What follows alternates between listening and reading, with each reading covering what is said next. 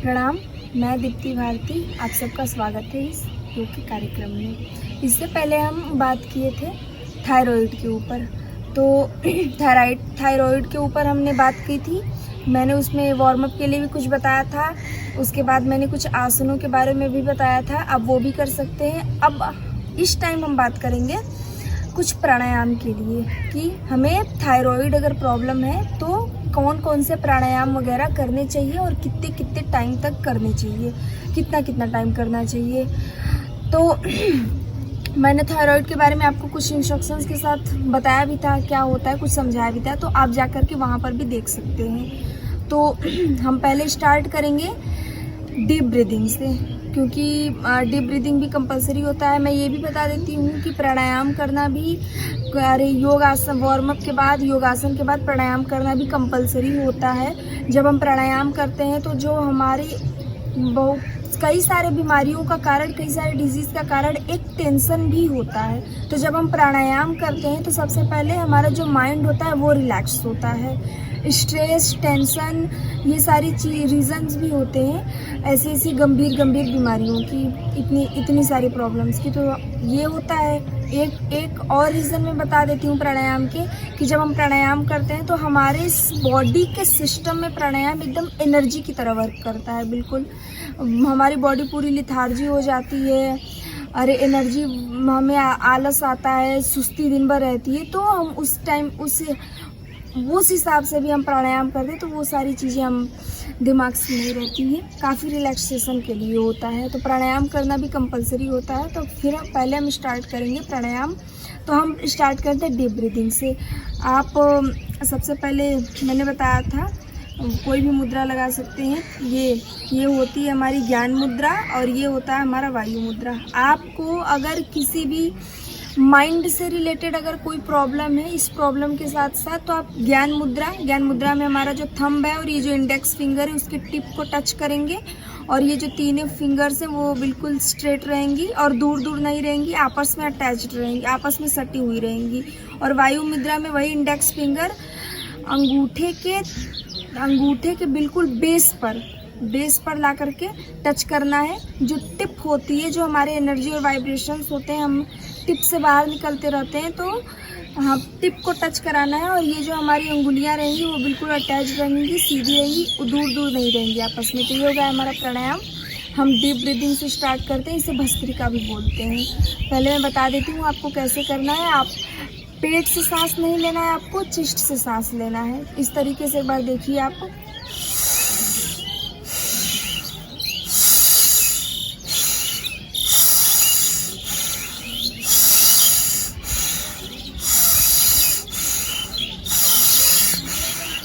आपको एकदम deep breath करना है, एकदम गहरा सांस लेना है और गहरी सांस छोड़ना है। आप जब सांस लेंगे तो आपको खुद फील होगा आपके गले के ऊपर स्ट्रेच पड़ रहा है और आपका चेस्ट एक्सपेंड हो रहा है, वो फूल रहा है। आपका पूरा चेस्ट का जो एरिया है, आपका जो गला होगा वो स्ट्रेच होगा, आपको यहाँ के ऊपर और यहाँ पर स्ट्रेच खुद फील होगा। तो आप इस तरीके से आंख बंद करके एक बार रियलाइज़ कर सकते हैं, फील कर सकते हैं कि किस तरीके से ये हो रहा है। एक बार और करके देखेंगे।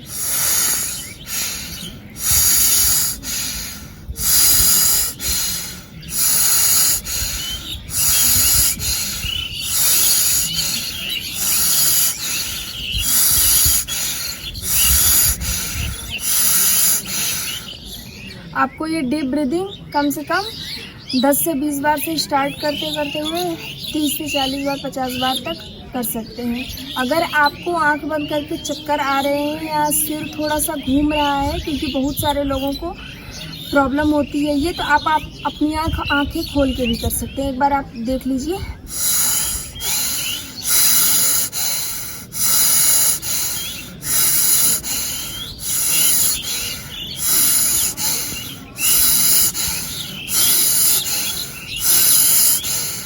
इस तरीके से अभी आप कर सकते हैं। ये थी हमारी नॉर्मल स्पीड। आप नॉर्मल स्पीड से भी बढ़ के कर सकते हैं। अगर आपकी कैपेसिटी है तो आप नॉर्मल स्पीड से भी ज़्यादा कर सकते हैं। इस तरीके से भी कर सकते हैं। एक बार देखिए आप।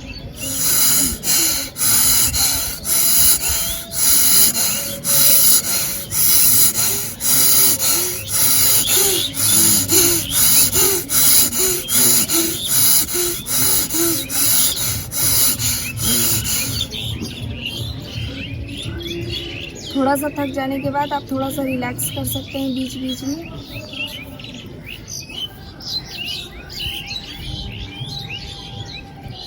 तो ये था एकदम नॉर्मल स्पीड से भी तेज़ स्पीड। तो आप अपनी कैपेसिटी के हिसाब से नॉर्मल स्पीड से तेज़ स्पीड कर सकते हैं, और आप अपनी स्पीड अपनी कैपेसिटी के हिसाब से बढ़ाया घटा सकते हैं। आपको इसे कम से कम 5 to 8 मिनट मिनिमम के हिसाब से करना है। आप ज़्यादा भी इससे कर सकते हैं। आप जितना ज़्यादा अगर आपकी कैपेसिटी है तो आप ज़्यादा से ज़्यादा कर सकते हैं। एक बार और आप देख लीजिए।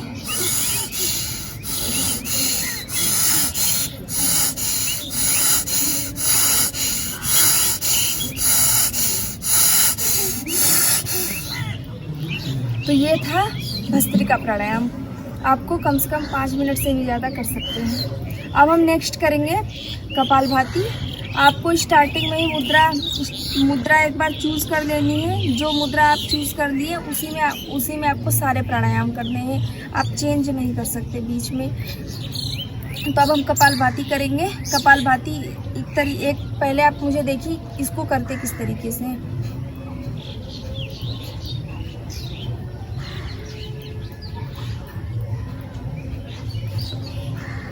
इस तरीके से करते हैं। अगर आपको नहीं समझ में आ रहा है कि ये मतलब किस हिसाब से करूं कि ये सही प्रोसेस हो, क्योंकि कुछ लोग इस तरीके से भी करते हैं, तो इस तरीके से आपको नहीं करनी है। जो हमारी सांस है वो नॉर्मली आती रहेगी। आपको सिर्फ फोर्स के साथ अपने पेट को अंदर करते हुए सांस को बाहर फेंकना है। तो इस तरीके से आपको करना है। एक बार आप देखिए इसकी एक बार आप टेक्निक देख सकते हैं। आप अपना जो पहला हाथ है आप उसको अपने पेट पे रखिए, दूसरे हाथ को आप अपने बिल्कुल नाक के पास रखिए, नाक के पास, और फोर के साथ जैसे नाक को मैंने वार्म अप वाले रूटीन में भी बताया था, फोर्स के साथ अपने सांस को कैसे बाहर फेंकना है इस तरीके से।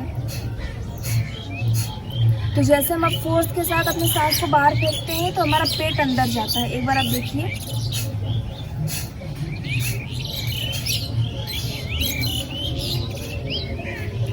तो अगर स्टार्टिंग में आपको कोई भी दिक्कत हो रही है तो आप इस तरीके से आप अपने पेट पर हाथ रखिए, हाथ सामने हाथ रखिए और थोड़ी देर तक करिए। आपको जब टेक्निक पता चल जाएगा, आपको पता चल जाएगा इसी टेक्निक इसको करनी कैसे है, तो आप हाथ हटा करके भी नॉर्मली कर सकते हैं। आप इसको कम से कम 5 से 8 मिनट तक करिए।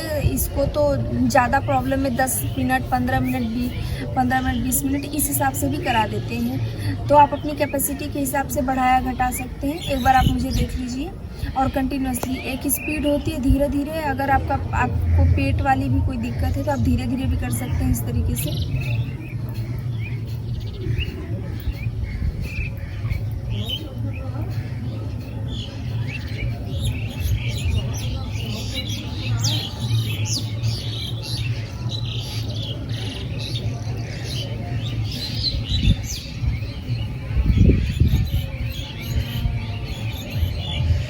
तो ये थी एकदम धीरे स्पीड। आप अपनी स्पीड को तेज़ भी कर सकते हैं। एक बार आप देखिए। और इसमें भी आप आंखें खोल के भी कर सकते हैं, बंद करके भी कर सकते हैं। अगर आप आंखें बंद करके कर रहे हैं तो वो जो और अच्छा है। एक बार आप देखिए।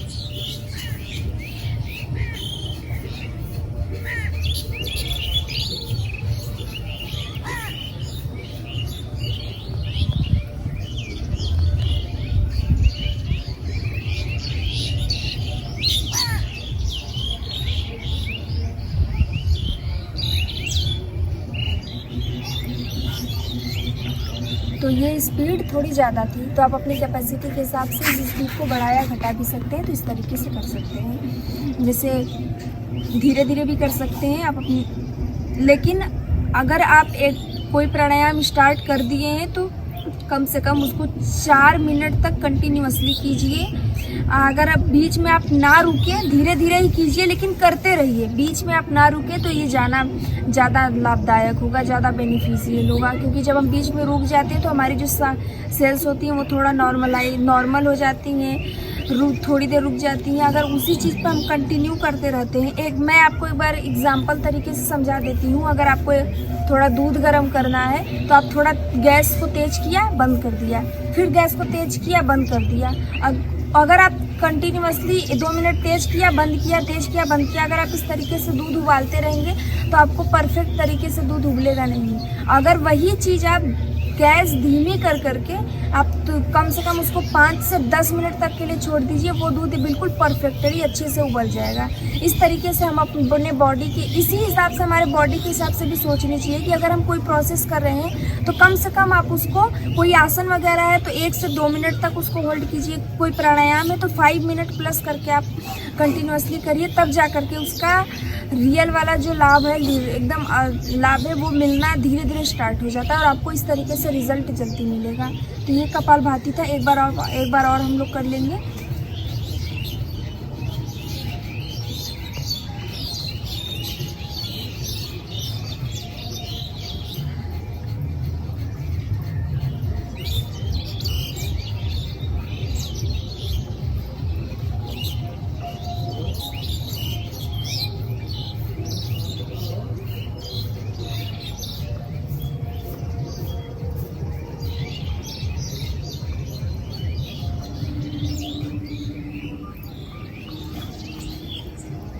तो ये था हमारा कपालभाति।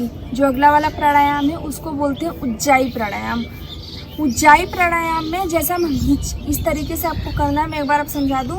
इस तरीके जैसे हम हिचकी लेते हैं ना, जैसे आप खुद देखिए, अगर मैं हिचकी ले रही हूँ तो मेरे यहाँ पे गले के ऊपर थोड़ा सा गड्ढे तरीके से बनेगा। तो हम अचानक से हिचकी लेते हैं तो हमारे जो गले के ऊपर फोर्स पड़ता है, अगर हम, इसीलिए हमारा पानी पीने का मन करता है, कंटिन्यूअसली हिचकी लेते हैं तो हमारा गला दर्द करने लगता है। एक बार आप फिर से देखिए।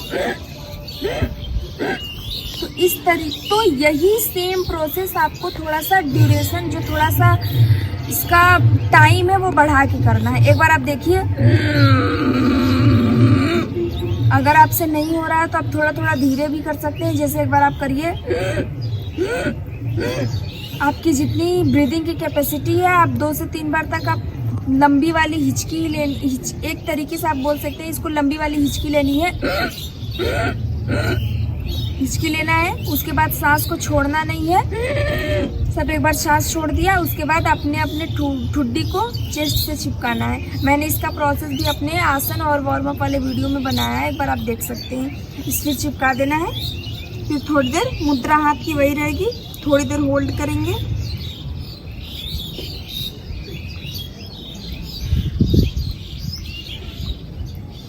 फिर वापस आ जाएंगे।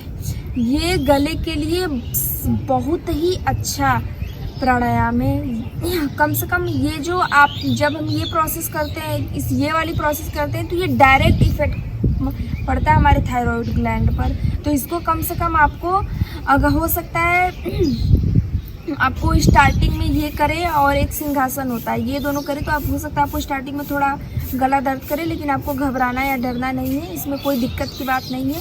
कोई भी नई चीज़ करते हैं तो हमारी, जिस चीज़ की बॉडी को आदत ना हो, तो नई चीज़ करेंगे तो हमारी बॉडी अपोज करती है, लेकिन आपको करते जाना है। एक बार और देखिए इसको इस तरीके से। अगर आप ज़्यादा लंबा खींच सकते हैं तो ज़्यादा लंबा भी खींचिए। देखिए, आवाज, गले से आवाज निकालनी है आपको, मुंह से नहीं, नाक, गले से आवाज निकालनी है।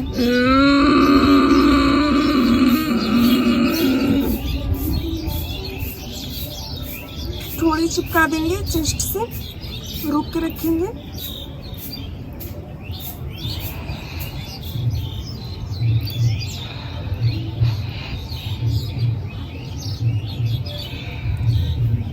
वापस आ जाएंगे।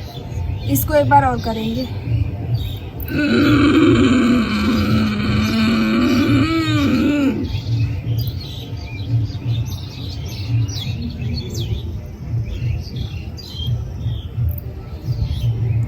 वापस आते टाइम आपको अपना राइट, जो दाहिना वाला, जो नाक के छेद का दाहिना वाला पार्ट है, उसको आपको बंद करके लेफ्ट से सांस छोड़ना है, इस तरीके से। एक बार देखिए आप, जैसे हमने गला, एक बार आप इसको प्रॉपर देखिए एक बार मुझे।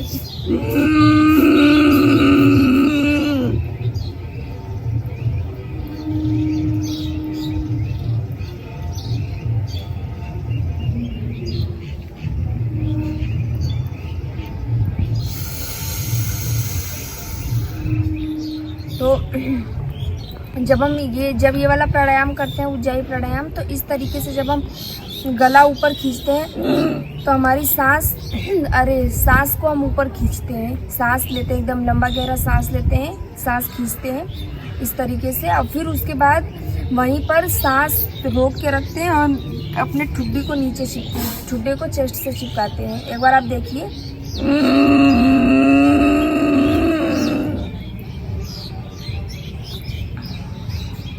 सांस रोक के रखेंगे।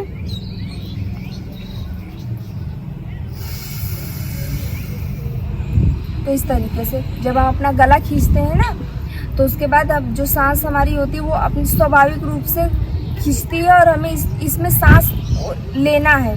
आप फोर्स सांस लेने पर कंसंट्रेट मत कीजिए, आप अपने गले से आवाज निकालते हुए अपने गर्दन को सिकोड़िए और आपको खुद ब खुद आपकी सांस खिंच जाएगी। और सांस जब ली जाएगी तो आपको सांस को उसी पर रोकना है, तब जा कर के ठुड्डी चिपकानी है। इस तरीके से आप कर सकते हैं। एक बार आप देखिए।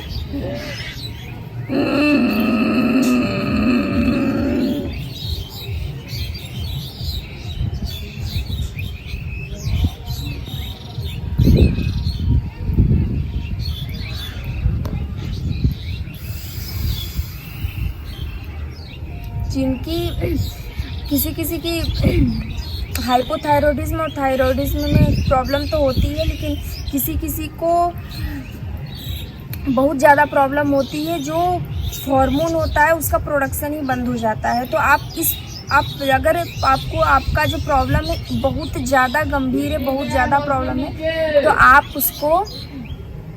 आप इस प्रोसेस को आप इसका उज्जाई जो प्राणायाम है इसके ड्यूरेशन को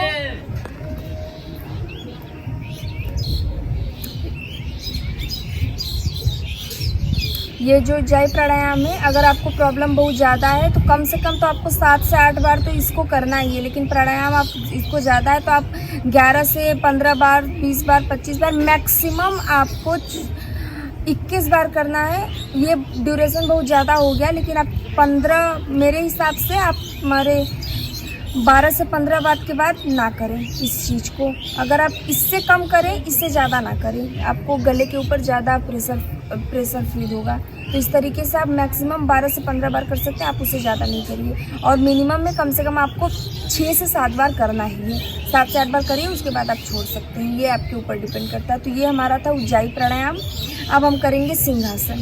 ये गले के लिए, ये जो थायराइड ग्लैंड है ये इसके लिए उज्जाई और सिंहासन ये तो बिल्कुल, अगर आप ये प्राणायाम अपनी नॉर्मल डेली लाइफ में करते हैं ना, तो आपको कभी भी जो यहाँ पे हमारे गले से रिलेटेड टॉन्सिल है, कोई भी गले की चाहे कोई भी प्रॉब्लम हो, बहुत सारे लोगों को गले में थोड़ा सा गर्म खा लिया, थोड़ी भी प्रॉब्लम होती है, एसिडिटी होती है, गले में छाले पड़ जाते हैं, टॉन्सिल तुरंत ठंडी चीज़ों से तुरंत टॉन्सिल बढ़ जाता है, इतनी दिक्कत होती है गले में ना। तो ये गले के लिए, और हमारे जो गले के आसपास की गले में कोई भी प्रॉब्लम होती है, गला सूज जाता है एलर्जी से, तो उसके लिए इससे मतलब अगर मैं बता दूं कि अगर आप ये प्राणायाम करते हैं तो आपको कभी भी कोई गले की प्रॉब्लम नहीं होगी। अगर आपको प्रॉब्लम है तो ये उस चीज़ के लिए बिल्कुल रामबाण है।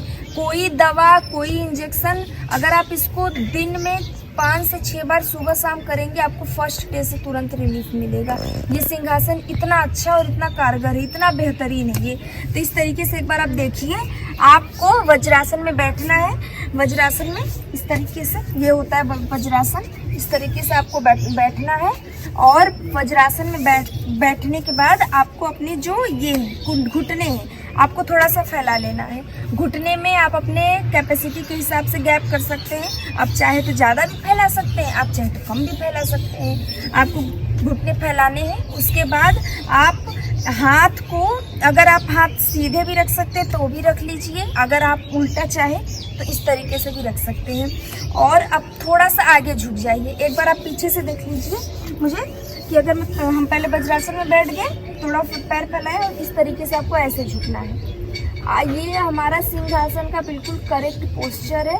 इस तरीके से हमें बैठना है। हमारी रीढ़ की हड्डी इस तरीके से और ये जो हमारे कंधे होंगे कान से सटे नहीं होंगे, बस कान की तरफ थोड़ा तने होंगे, क्योंकि अगर हम यहाँ से ज़्यादा स्ट्रेच देंगे तो गले के ऊपर परफेक्ट स्ट्रेच नहीं पड़ पाएगा, गले के ऊपर परफेक्ट इफेक्ट नहीं पड़ पाएगा।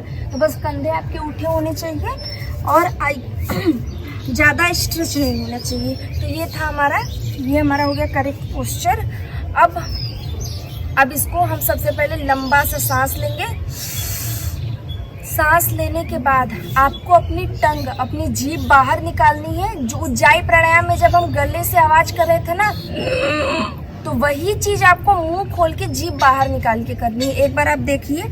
और जो आपके आँख की पुतली है, प्यूपिल है, आँख की पुतली, वो उसको आप उस तरीके से आपको अपने यहाँ पे मिडिल में जो आईब्रो आपको दिख रही है ना, आपको सिर्फ वहीं पे कंसंट्रेट करना है, सामने नहीं देखना। इस तरीके से आप कंसंट्रेट करेंगे, आपकी आँख की पोजीशन ऐसी होनी चाहिए, ऐसे करना है आपको इस तरीके से। और गले से आवाज, जीभ बाहर निकालेंगे और गले से आवाज करते हुए तेज से, इसीलिए इसको बोलते हैं सिंहासन, क्योंकि इसमें सिंह की तरह दहाड़ना होता है, सिंह की तरह गरजना होता है। और इसमें बहुत सारे लोग जब हम ये करते हैं तो हंसते भी हैं। तो आप थोड़ा सा हंसी मजाक तो अपनी जगह है, लेकिन आप थोड़ा सा गंभीर होकर के, थोड़ा सा सीरियस होकर के इसको करिए, क्योंकि ये बहुत ही बेहतरीन है गले से कोई भी रिलेटेड प्रॉब्लम के लिए। तो एक बार आप देखिए, मुझे एक बार आप देखिए मैं कैसे कर रही हूँ। लंबा गहरा सांस लिया, फिर छोड़ा, फिर एक बार सांस। अब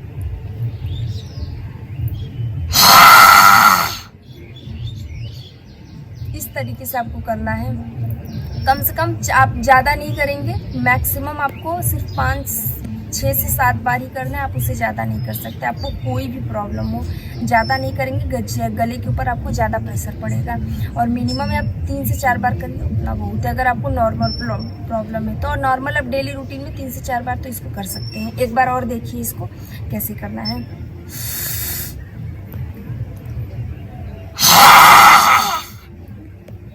आप जितना चाहे इस हिसाब से आपके बॉडी के अंदर आप जितनी कैपेसिटी हो, आप उस हिसाब से इस चीज़ को कर सकते हैं।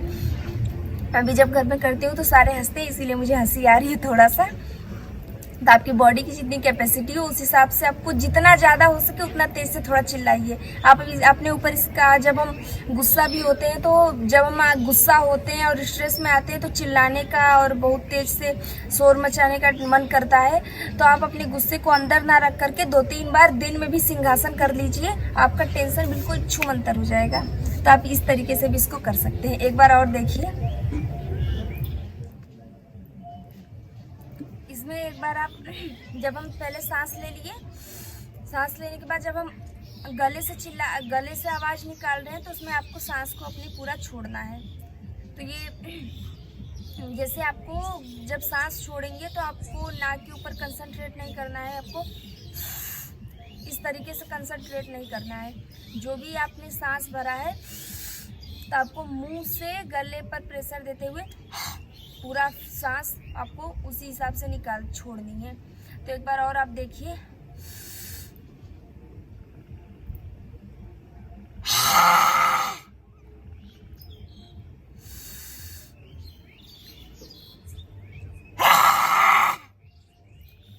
ये है हमारा सिंहासन, इसको बोलते हैं। और सिंहासन करने के बाद जिस तरीके से मैंने इंस्ट्रक्शन दिया है, आपको सांस लेते टाइम और छोड़ते टाइम नाक के ऊपर कंसंट्रेट नहीं करना है, गले के ऊपर कंसंट्रेट करेंगे। थोड़ा सा सांस बढ़ा, फिर सांस छोड़ा गले से। और ये गले के लिए बिल्कुल परफेक्ट और बिल्कुल जिस हिसाब से मैंने बनाया बिल्कुल परफेक्ट आसन है, मैंने बताया वो कर सकते हैं। और इसके बाद आप अपने हथेलियों को तेज से बिल्कुल रब करेंगे, जितना आप में जान है बिल्कुल अच्छे से तेज से रब करिए। उसके बाद आप अपने गले के ऊपर थोड़ा सा रखेंगे, इसको गरमाइश देंगे।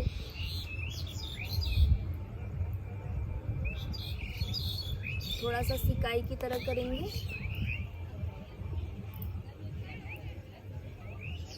थोड़ा दबाएंगे, थोड़ा सा मालिश।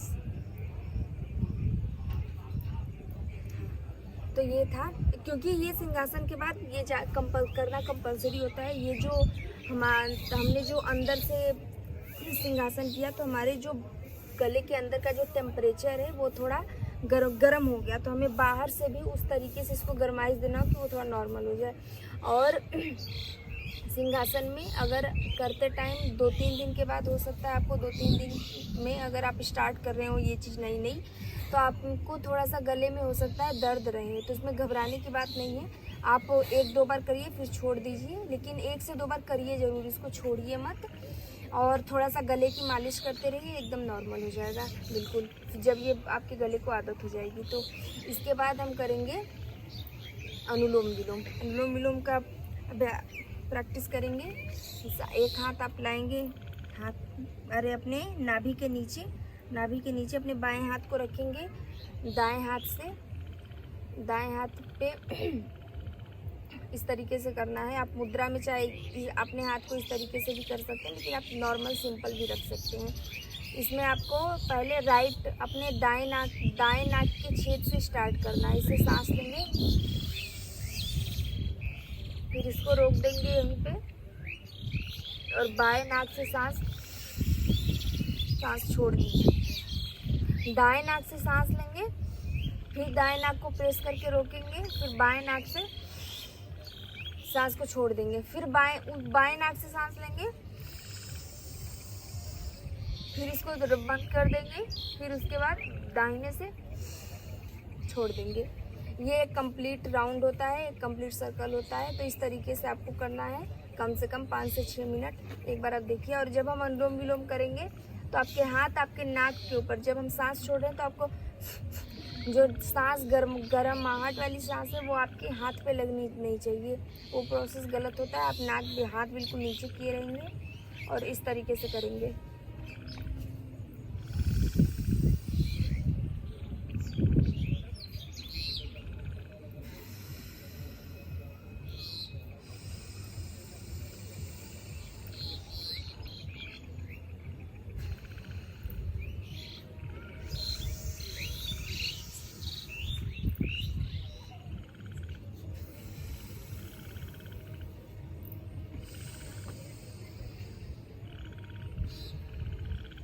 स्टार्टिंग में अगर आपसे नहीं हो पा रहा है, थोड़ी कन्फ्यूजन है, तो आप इस तरीके से करिए कि आपको आपके सांस तेज लेकर के कर सकते हैं, या आपके सांस की आवाज़ जो आपको सुनाई दे सकती है। लेकिन आप जैसे धीरे धीरे करते जाएंगे, आपकी प्रैक्टिस होती जाएगी, उसी तरह से आप बिल्कुल धीमा सांस लेंगे।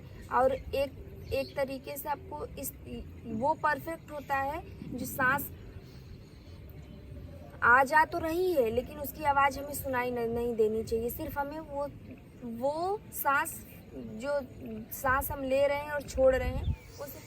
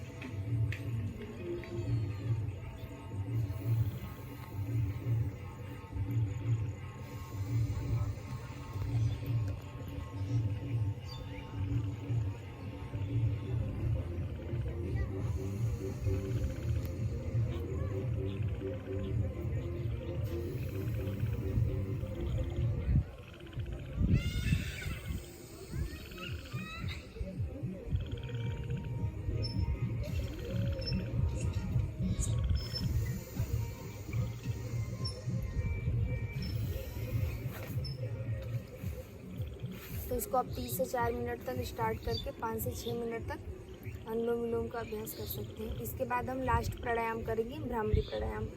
भ्रामरी प्राणायाम में आपको इस तरीके से अपने हाथों की पोजीशन रखनी है।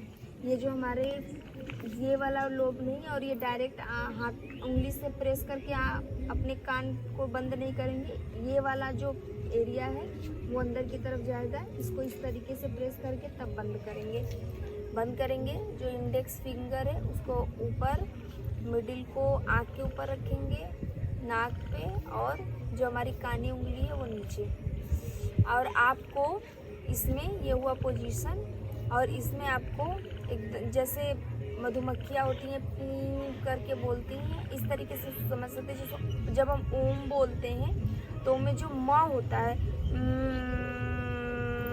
तो आपको उस तरीके से म का उच्चारण करता है अपने मन में, यहाँ से गले से। तो इस तरीके से आपको करना है। एक बार आप देखिए।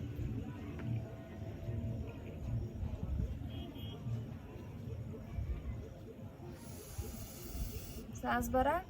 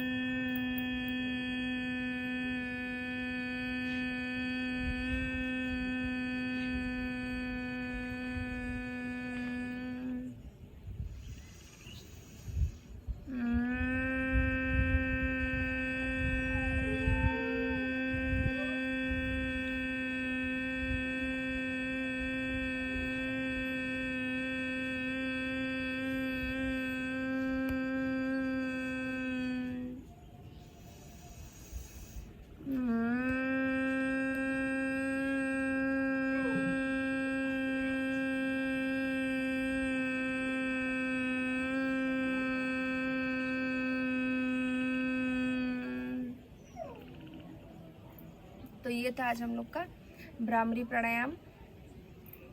इसको आप कम से कम 6 से 7 से 8 बार या 10 से 12 बार भी कर सकते हैं। ये थे कुछ थायराइड के प्राणायाम जो हमें डेली करना चाहिए। और वार्म अप आसन वगैरह के बाद आप इस चीज़ को स्टार्ट करके प्राणायाम वगैरह कर सकते हैं। अगर आपको इस चीज़ से, इस प्राणायाम से और इस प्रॉब्लम से या कोई भी रिलेटेड प्रॉब्लम हो तो आप मुझे कमेंट करके बता सकते हैं। कोई भी दिक्कत हो तो कमेंट करके बता सकते हैं। अगर आपको और कोई प्रॉब्लम है तो आप वो भी बता सकते हैं कि आपको किस प्रॉब्लम पे या किस चीज़ पर योगा की वीडियो देखनी है या और किस चीज़ पर चाहिए।